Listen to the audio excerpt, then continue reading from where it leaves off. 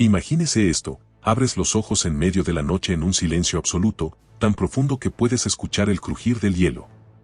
Tu aliento se convierte en una nube de vapor frente a tu rostro.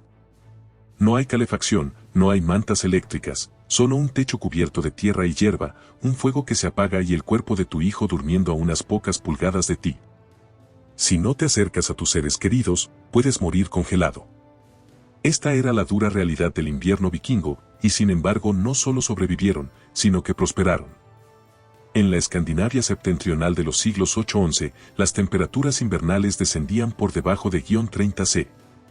Para una civilización sin gas, electricidad y aislamiento moderno, estas cifras podrían haber sido una sentencia de muerte. Pero los vikingos crearon un sistema integral de supervivencia basado en una comprensión profunda del entorno, el uso del cuerpo humano como fuente de calor y una arquitectura adaptada a los fríos extremos. La primera línea de defensa contra el frío era el longhouse vikingo casa larga. Por fuera podía parecer una simple construcción de madera cubierta de nieve, pero por dentro cada centímetro estaba diseñado para conservar el calor. Estas casas no eran simplemente viviendas, eran verdaderos refugios térmicos. Sus techos inclinados se cubrían con gruesas capas de césped, que no solo camuflaba la estructura en el paisaje, sino que también proporcionaba un aislamiento comparable al de las casas modernas. Las paredes tenían una capa central de tierra apisonada entre las tablas, creando una barrera contra el viento helado. Y lo más importante, dentro, los vikingos no estaban solos. Una de las estrategias más sorprendentes de los vikingos para generar calor era la convivencia con animales domésticos. Vacas, ovejas, cabras e incluso caballos compartían el mismo espacio con las familias. Aunque hoy esto pueda parecer poco higiénico, en esas condiciones tenía absoluto sentido. Un animal grande genera tanto calor como una pequeña estufa. El cuerpo de una vaca produce una enorme cantidad de calor constante, y mantener estos animales dentro de la casa permitía no perder ni un julio de energía preciosa.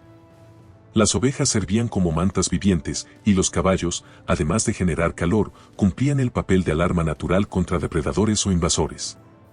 La distribución del espacio también estaba bien pensada. Los establos para animales se construían ligeramente más abajo que los lugares donde dormían las personas. Esto permitía que el calor de los animales subiera naturalmente hacia las camas, mientras que las corrientes de aire frío se quedaban en la zona inferior. El fuego, por supuesto, era otro elemento crucial, pero no como lo imaginamos hoy. En lugar de chimeneas, las casas vikingas tenían un hogar central donde ardía constantemente el fuego. El humo salía lentamente por una pequeña abertura en el techo.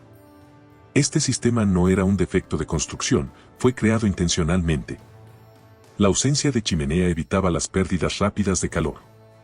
El humo no solo conservaba la estructura de madera y ahuyentaba a los insectos, sino que también ayudaba a calentar el techo de hierba, manteniendo el calor en una gran masa térmica. En las noches más frías, los vikingos practicaban una costumbre simple pero genial: sacaban piedras al rojo vivo del fuego, las envolvían en pieles de oveja y las colocaban bajo los bancos donde dormían. Estas piedras conservaban el calor durante horas, funcionando como calentadores naturales. Cuando la madera escaseaba, lo que sucedía a menudo en áreas con vegetación limitada o durante inviernos particularmente largos, los vikingos recurrían a combustibles alternativos. Estiércol seco de animales o briquetas de turba. Ambos materiales ardían lentamente, produciendo menos llama pero un calor más sostenido, una combustión discreta ideal para las largas noches de invierno, donde mantener una temperatura estable era más importante que la iluminación.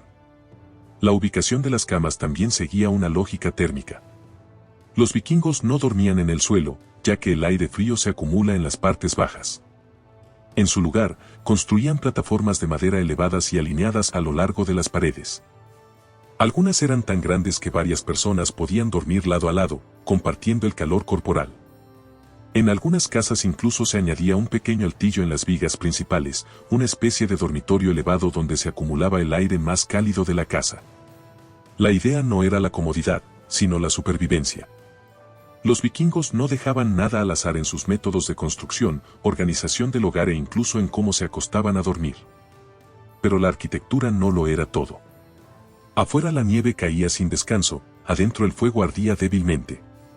Para los vikingos, la verdadera calefacción comenzaba con la lana.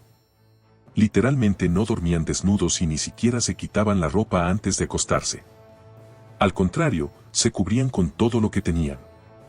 La cama no era un lugar de descanso cómodo, sino una trinchera contra el frío.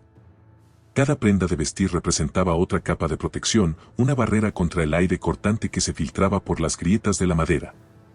Los montañistas modernos conocen este método de capas, usar varias capas una sobre otra para conservar el calor corporal. Los vikingos dominaron esta técnica hace más de 1000 años.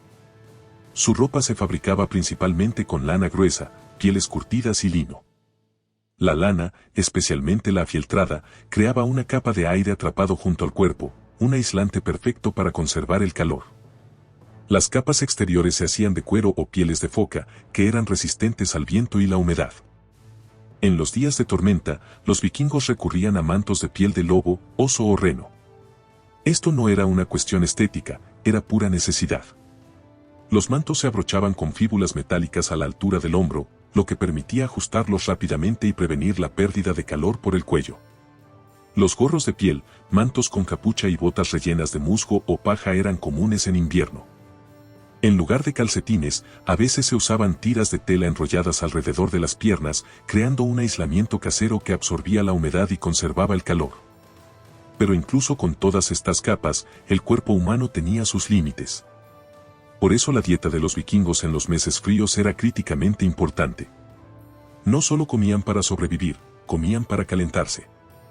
La dieta invernal era rica en grasas animales, grasa de ballena, cebo de foca, mantequilla, caldos de hueso ricos en colágeno, carne seca y pescado seco. Estos alimentos calóricos liberaban energía lentamente mientras el cuerpo descansaba. 1 gramo de grasa de ballena podía proporcionar el doble de calorías que una barra energética moderna. Esta energía no solo ayudaba en el movimiento y el trabajo, sino que también generaba calor interno, manteniendo la temperatura corporal durante la noche. Incluso existían platos especiales destinados al consumo antes de dormir. Un tazón de caldo caliente, lleno de grasa, podía marcar la diferencia entre una noche helada y una tolerable. La digestión de esta grasa tomaba varias horas y generaba calor desde adentro, como un fuego lento, funcionando como una estufa biológica. Cuando llegaba la escasez, los vikingos no se quedaban sin recursos.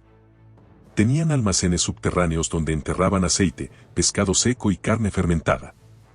Sus despensas no eran simplemente una reserva de alimentos, era un sistema de supervivencia bien pensado, calculado para meses por delante. Todo esto se complementaba con la última y posiblemente más poderosa fuente de calor, el cuerpo humano. Los vikingos no dormían solos. Padres, madres, hijos, abuelos y abuelas, todos compartían un espacio, a veces incluso una cama. Esto no era tanto por apego, aunque ciertamente estaba presente, como por estrategia de supervivencia. El calor corporal colectivo podía elevar la temperatura del entorno inmediato varios grados. Un grupo de 4 o 5 personas durmiendo juntas bajo pieles gruesas podía generar más calor que una pequeña chimenea. Los perros también desempeñaban su papel. No eran solo mascotas o guardianes, eran fuentes de calor. Dormían junto a las personas y en algunos casos se les permitía subirse a las camas. Las pieles que cubrían los bancos de dormir se cosían juntas, formando verdaderas cápsulas térmicas, una especie de iglús de cuero capaces de conservar el calor de todos los cuerpos en el interior. Incluso en tales condiciones, dormir no era descanso, era resistencia. Cada capa de ropa, cada cucharada de grasa, cada centímetro de piel compartida eran decisiones vitales. Los vikingos entendían que el calor no era un lujo, era una batalla diaria con el invierno. Y esta batalla comenzaba al atardecer, cuando la oscuridad y el hielo tomaban posesión de sus dominios. Por muchas que fueran las cantidades de pieles, fuego o grasa, el frío de la tierra era implacable. El mismo suelo parecía robar el calor del cuerpo. Por eso los vikingos adoptaron una solución silenciosa pero efectiva: construir parcialmente por debajo del nivel del suelo. Muchos longhouses vikingos estaban parcialmente enterrados en el suelo, no por belleza, sino por consideraciones térmicas. Las paredes parcialmente enterradas se protegían del viento y el mismo suelo actuaba como aislante natural. En invierno mantenía una temperatura más estable y menos extrema que el aire exterior. En verano proporcionaba refrigeración pasiva, un sistema antiguo que inspiraría a los arquitectos ecológicos modernos. El techo contaba otra historia de ingenio. No era una simple cubierta, era una capa viviente de protección. En primavera, incluso brotaba hierba en los techos de las casas, camuflándolas en el paisaje. Algunas casas estaban cuidadosamente orientadas para recibir la máxima cantidad de luz solar en los meses oscuros, generando calor sin necesidad de usar fuego. Bajo las camas y plataformas se guardaban herramientas, leña, utensilios e incluso comida. Este sistema no solo era práctico, sino que también ayudaba a aislar a los durmientes del suelo helado. Las grietas entre los troncos no se dejaban abiertas por casualidad, se rellenaban con musgo seco o fibras vegetales en una técnica conocida como calafateo. Este método todavía se usa en casas rurales, bloqueando las corrientes de aire sin impedir que la madera respire. Todo estaba pensado con un objetivo claro: conservar cada fragmento de calor. No había lugar para la negligencia. Y sin embargo, a pesar de todas estas estrategias, el invierno seguía siendo cruel. Los vikingos no eran invencibles, pero aprendían de generación en generación a respetar y entender el clima como un oponente constante. Toda su cultura fue forjada bajo la presión del hielo. Quizás por eso, cuando la nieve finalmente se derretía y los campos comenzaban a florecer, los vikingos no se quedaban quietos. Salían al mar, cruzaban océanos en barcos sin brújula, desafiaban costas desconocidas y se enfrentaban a enemigos que nunca habían experimentado ese tipo de frío. Su resistencia no era accidental.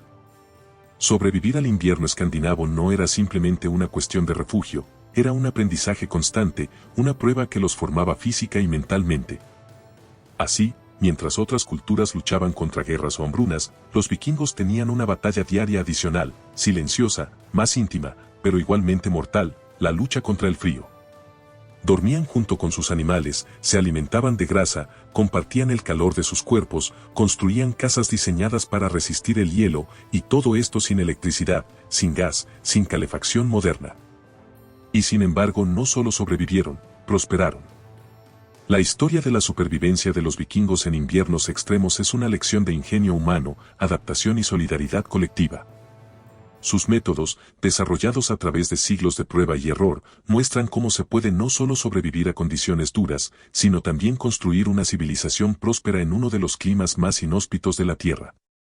Estas técnicas ancestrales de supervivencia nos recuerdan nuestra capacidad de adaptarnos y encontrar soluciones incluso en las circunstancias más difíciles. En un mundo de comodidades modernas, podemos aprender mucho de aquellos que convirtieron cada día en un acto de supervivencia y aún así conservaron la humanidad, la comunidad y la cultura que nos inspira hasta el día de hoy.